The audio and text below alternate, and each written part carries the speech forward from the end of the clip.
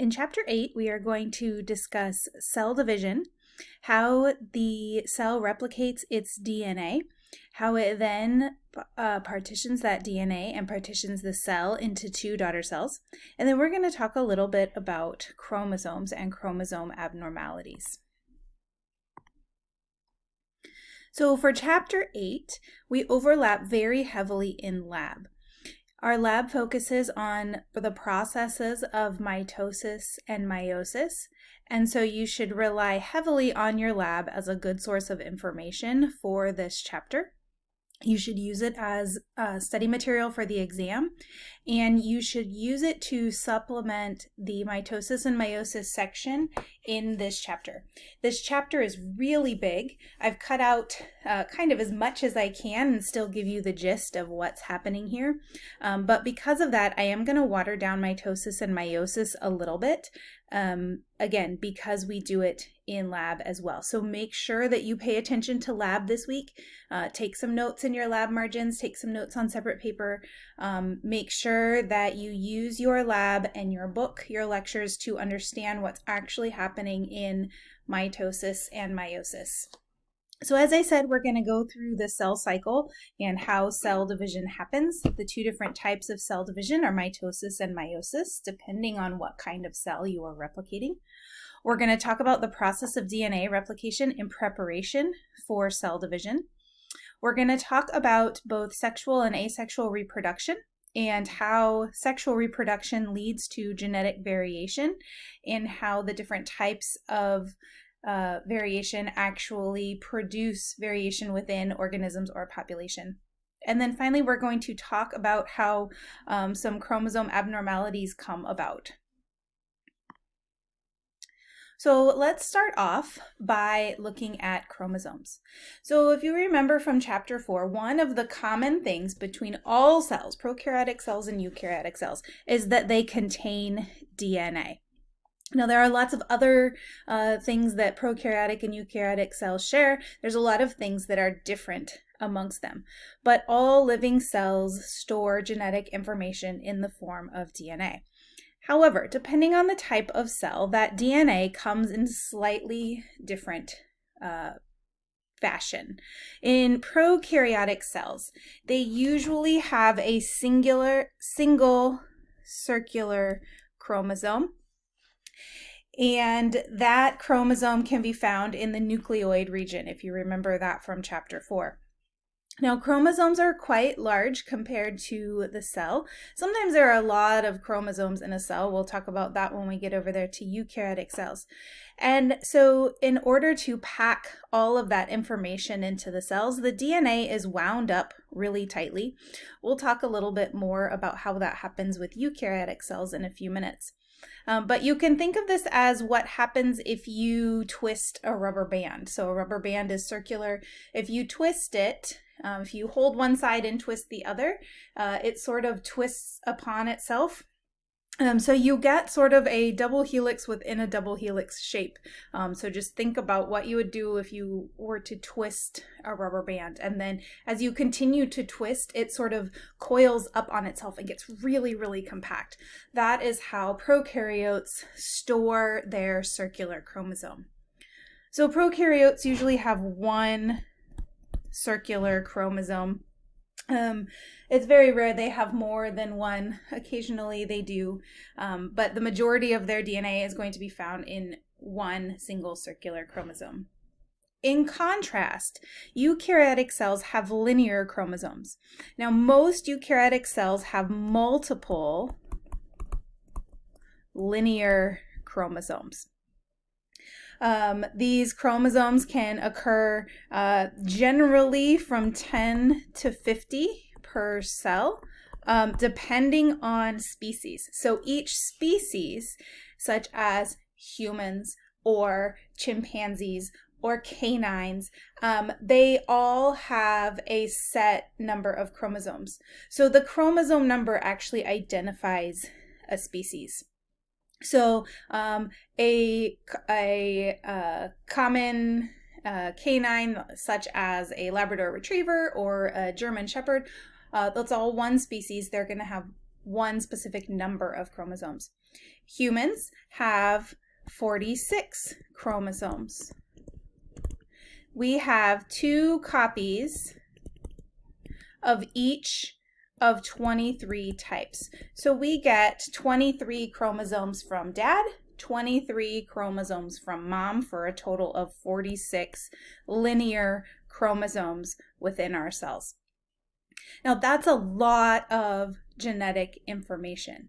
And so just like in those prokaryotic cells, eukaryotic cells pack their chromosomes really tightly into their cells. So think about a shoelace. If you hold one end of a shoelace and you twist the other and you just keep twisting, it's going to twist up on itself and twist around itself. That is how eukaryotic cells pack a huge amount of genetic information into their cells.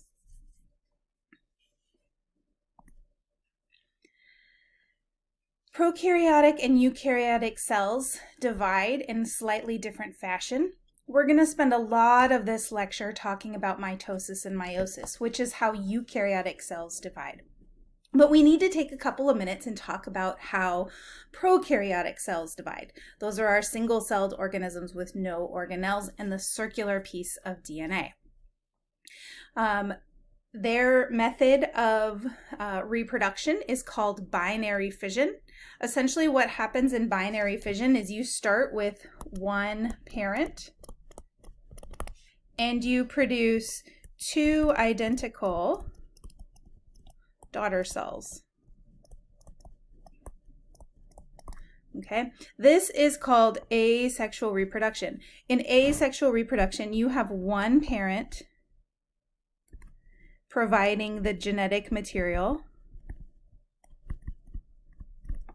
And so, therefore, the daughter cell, or daughter cells, are genetically identical to the parent. So the way that binary fission works is that first, that circular piece of DNA is replicated. We'll talk about the general mechanism for replication in just a few minutes. But that circular DNA is replicated. Basically what happens is that DNA unzips. You have special proteins that come in, make new strands based on complementary base pairing. Those new double-stranded pieces of DNA made from the old parent separate and pull apart. And when this happens, you get the beginnings of 2 new cells. So those DNA molecules pull apart, the cells begin to split down the center, and you end up with 2 new daughter cells from one parent. So this is really similar, the overall process anyway, is really similar to the process of mitosis in eukaryotes. But mitosis has a few more steps and is a bit more complicated because of those multiple linear chromosomes. So binary fission is a very simple process. It's how the majority of organisms divide on Earth because the majority of the organisms on Earth are actually prokaryotes. So keep in mind that binary fission is asexual reproduction, one parent that produces 2 genetically identical daughter cells. Now this is really quick. So E. coli, which is a common bacteria in your gut, this is the one that sometimes makes people sick for food poisoning. There's lots of different varieties of E. coli, but most E. coli are just fine. They're actually beneficial for you, hanging out, and they're helping you digest your food. E. coli replicate every 20 minutes or so.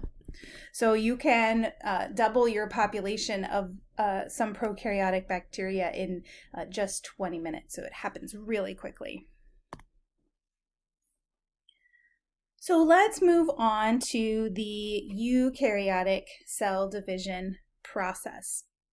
Now, before we get into how cells actually divide, we need to talk about what they're doing for the rest of their lifetime. Basically, they're kind of doing what you do all the time. Cells, once they divide and produce, are going to grow. And they're going to do their job, whatever that job happens to be. So if you're a skin cell, your job is to protect the organism from the environment outside. If you're a blood cell, your job is to move oxygen bound to your hemoglobin around the cell. If you are a nerve cell, your job is to send electrical signals and communicate within your body. So for the majority of a cell's lifetime, they're doing their job. While that's happening, they're growing. And then a small portion of their life cycle is actually cell division. But cell division is really important because it does a couple of jobs. And we'll come back to those jobs when we talk about the mitotic phase in an organism, or the cell division phase in an organism. But for the rest of the cell cycle, those cells are going through what we call interphase.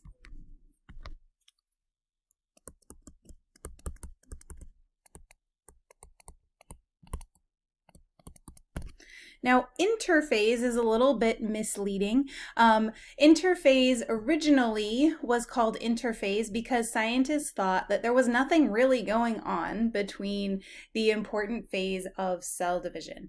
Well, it turns out that that phase in between cell division is really important. There are a few steps in interphase and in this entire cell cycle altogether. So let's go through those. So interphase starts at the end of the previous cell division. So we're going to say that interphase is the beginning of a cell's life, and it starts at the gap 1 phase. So in this gap 1 phase, this is the cell's primary growth phase. So once the cell divides, it grows.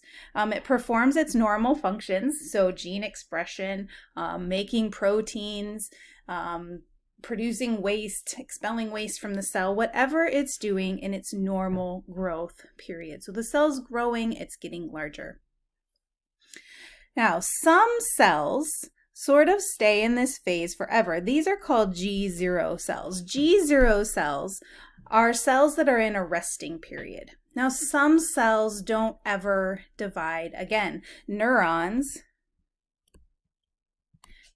are produced and then they never divide again. They spend their entire life in this resting phase of G0.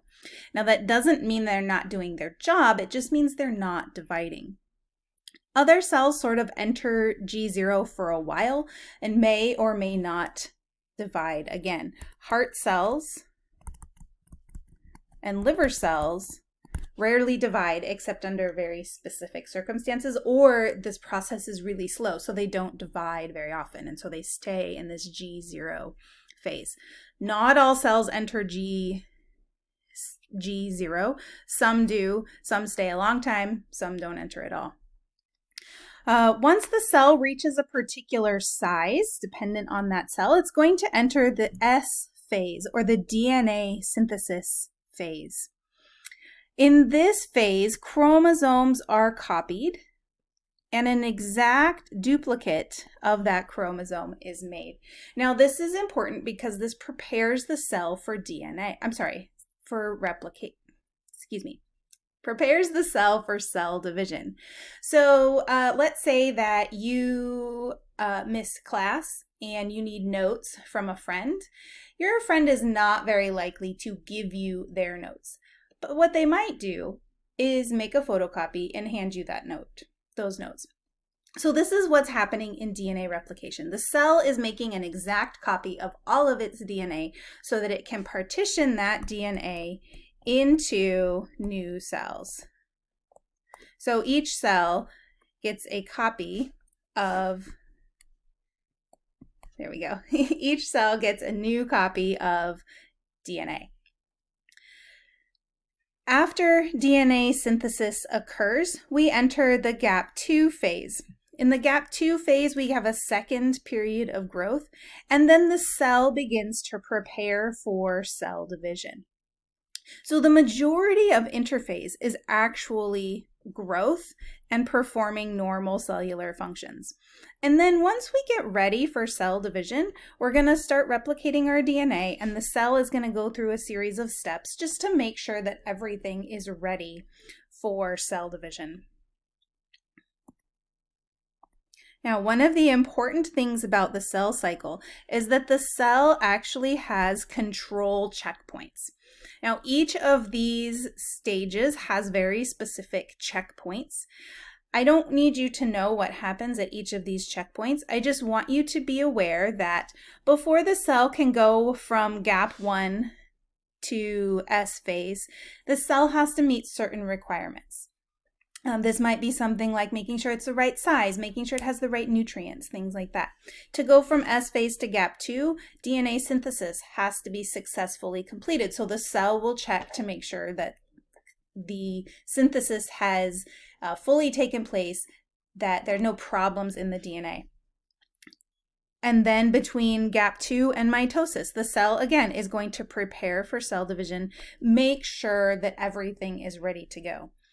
Those checkpoints are important because it ensures that the cell is not dividing before it's ready. It ensures that the cell is healthy and that everything is functioning normally for cell division to take place.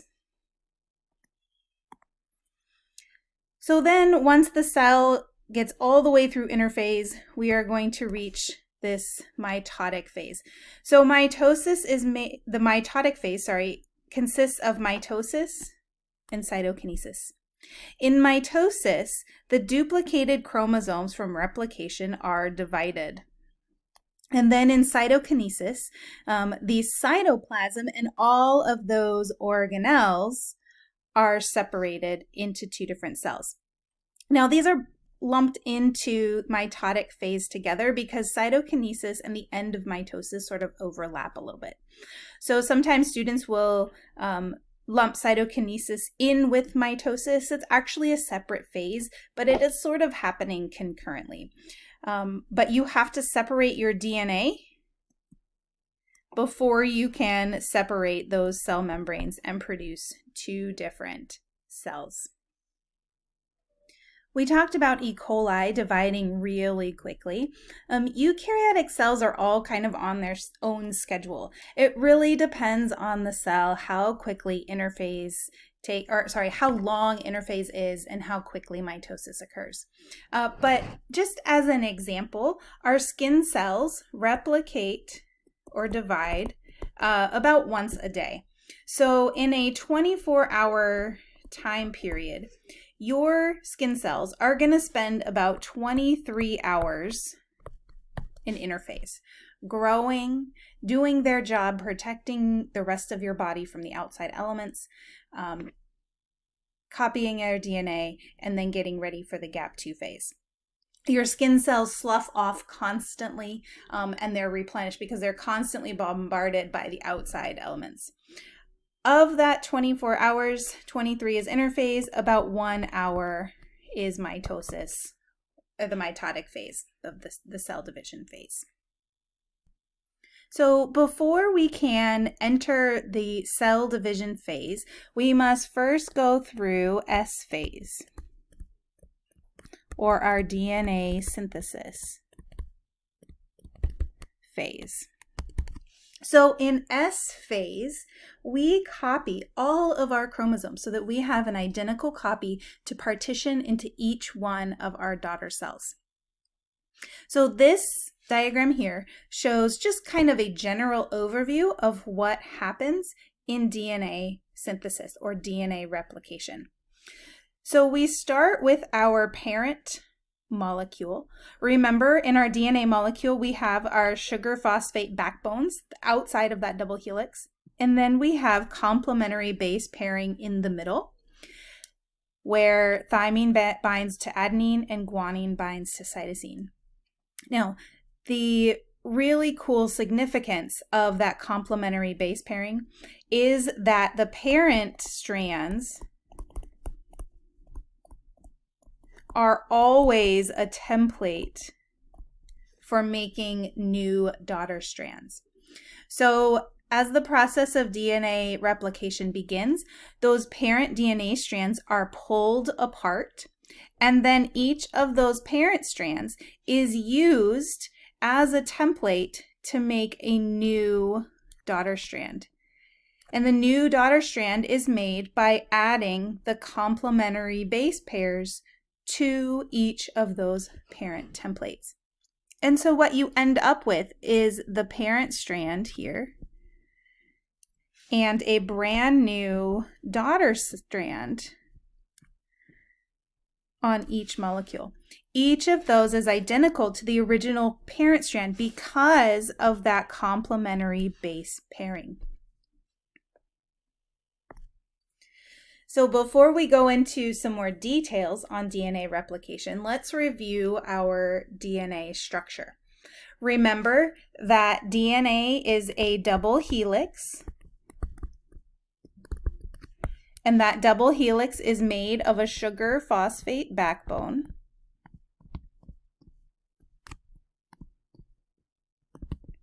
that is produced by repeating nucleotides. In the center of that sugar phosphate backbone are our nitrogenous bases. So those nitrogenous bases connect across the center to hold those two backbones together. So you can see here we've got our cytosine binding our guanine, our adenine binding our thymine. And so if we were to add a new base pair in, it would produce this bond here to hold that double helix together. Remember that our nucleotides are made up of three parts: the sugar, the phosphate, and then of course our nitrogenous bases, which are adenine, thymine, cytosine, and guanine. Now, one new important element of this structure that I want to introduce here is that DNA has a direction.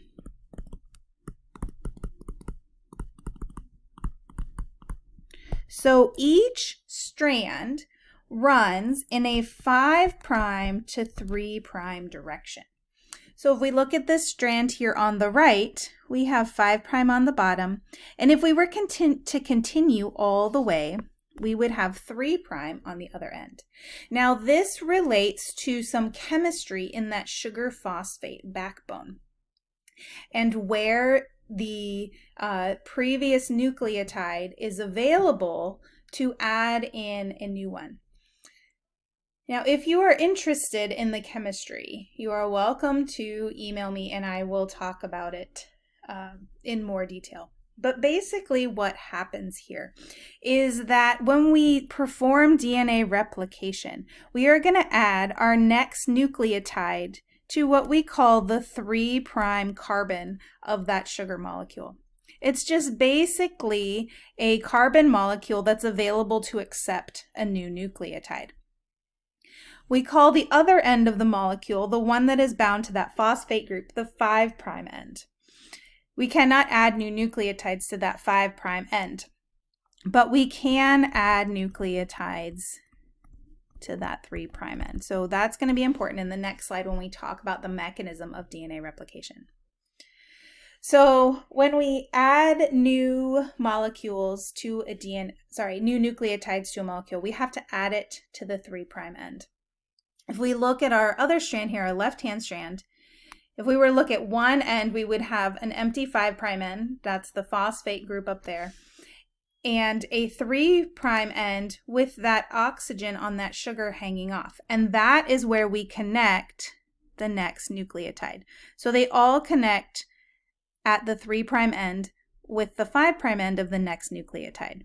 Then down here we have a free 3' end, we add on the 5' end. So that is how we extend a DNA molecule.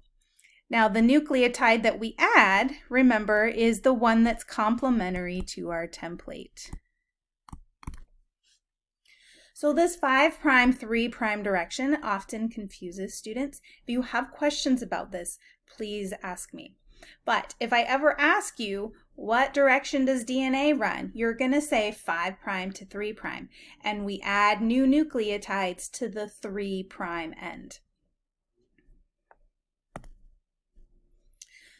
So let's look at our mechanism of DNA replication.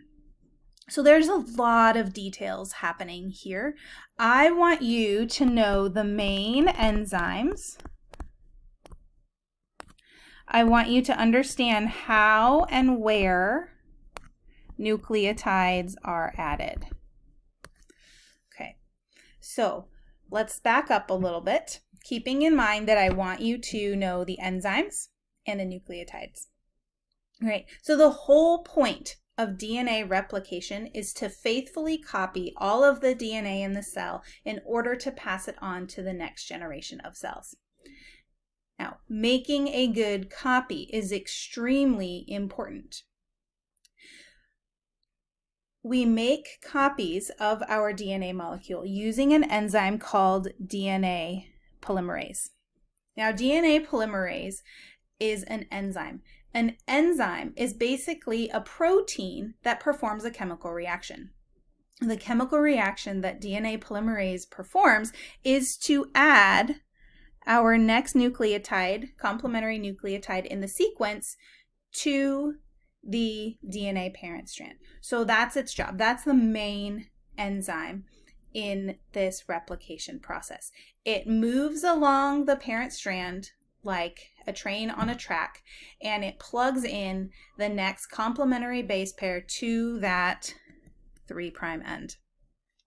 But before DNA polymerase can do its job, we have to start at actually accessing the parental strand. So remember, those strands are bound together in a double helix. In order to copy the DNA, we first have to unwind and separate our strands. The enzyme that does this is called DNA helicase. It's called helicase because it opens up the helix. Now, it sort of runs on this DNA track and pulls the strands apart. When it pulls them apart, we make what we call the replication fork. So the replication fork is just the split that allows DNA polymerase to enter in and start replicating our molecule. Then, in the reconstruction and elongation phase, those DNA polymerase enzymes bind to our DNA strand, and they add the complementary base to the parent strand to form the daughter strand.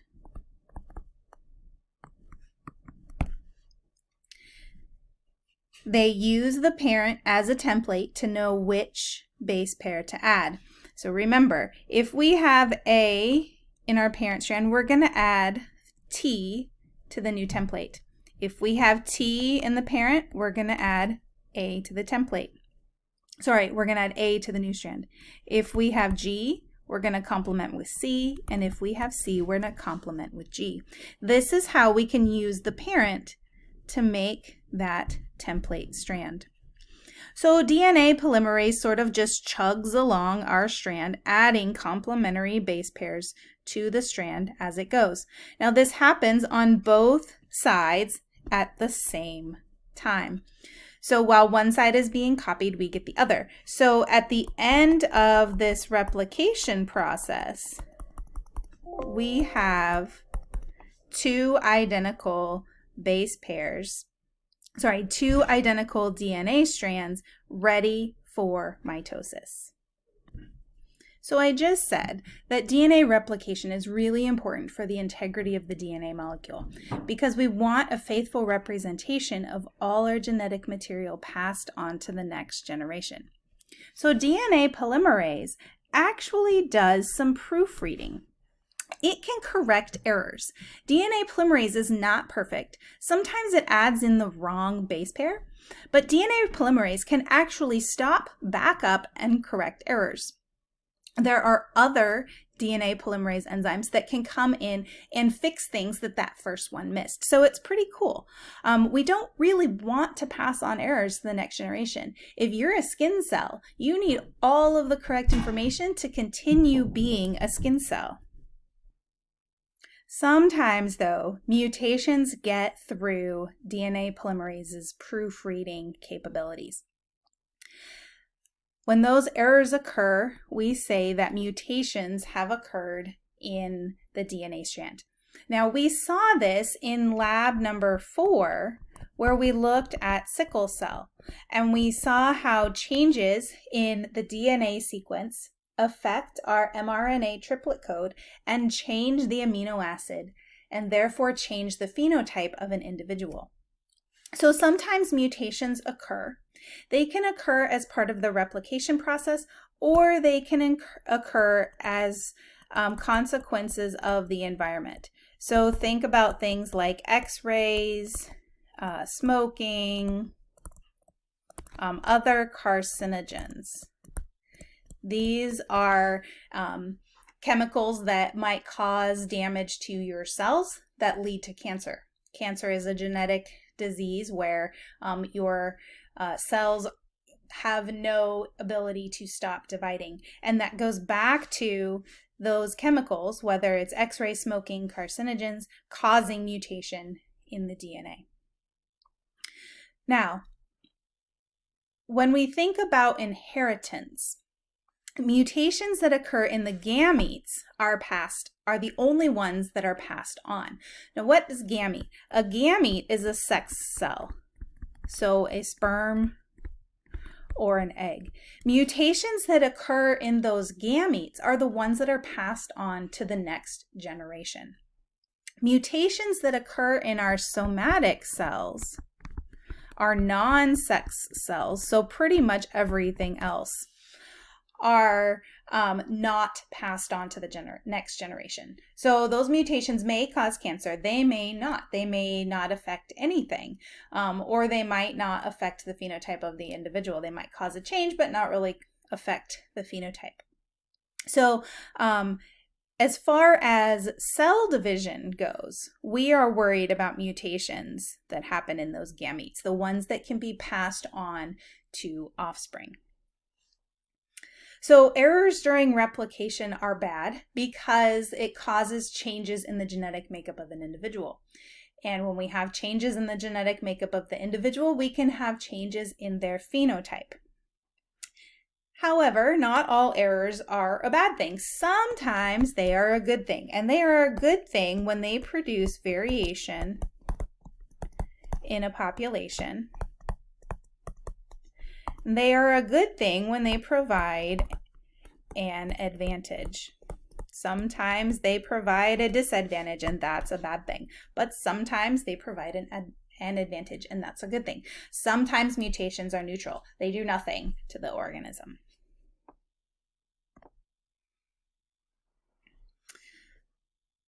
So DNA replication sets us up for the process of mitosis. So in the next video, we're going to talk about how mitosis actually works. So keep in mind that as part of the cell cycle, we need to replicate our DNA so that we can pass it on to new daughter cells in mitosis or meiosis.